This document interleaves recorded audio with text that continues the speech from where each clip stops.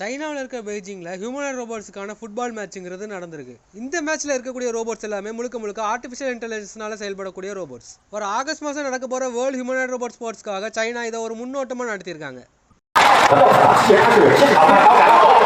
அமெரிக்காவில் ஹாலிவுட்டோட walk of ஃபேம்னு ஒன்று இருக்குல்ல, அதான் அந்த கலிஃபோர்னியாவில் இருக்கிற வைன் ஸ்ட்ரீட்டில் நடப்பாதையில் ஸ்டாரை ஒட்டி அதுக்கு மேலே ஆக்டர்ஸோட பேர் எழுதி வச்சிருப்பாங்களே, அதில் இந்த வருஷம் தீபிகா படுகோனோட பேர் வரப்போ தான். இது மூலியமா ஹாலிவுட் வாக் ஆஃப் ஃபேம்ல இடம்பெறக்கூடிய முதல் இந்திய நடிகைங்கிற பெருமையை தீபிகா படுகோன் வாங்கியிருக்காங்க. And our first Bollywood star Deepika Padukone. Deepika Padukone மட்டும் இல்லாம டுவைன் இன்டர்ஸ்டெல்லர் மாதிரியான படங்கள்ல நடிச்ச French நடிகரான Timothy சால்மெட்டும் British ஆக்ட்ரஸான Emily blend மாதிரியான பல ஆக்டர்ஸ் இந்த லிஸ்ட்ல இந்த வருஷம் இருக்காங்க. ரீசெண்டாக நடந்த நார்வே செஸ் சீரீஸில் கேர்ள்ஸனை குகேஷ் ஜெயிச்சிருந்தாரு.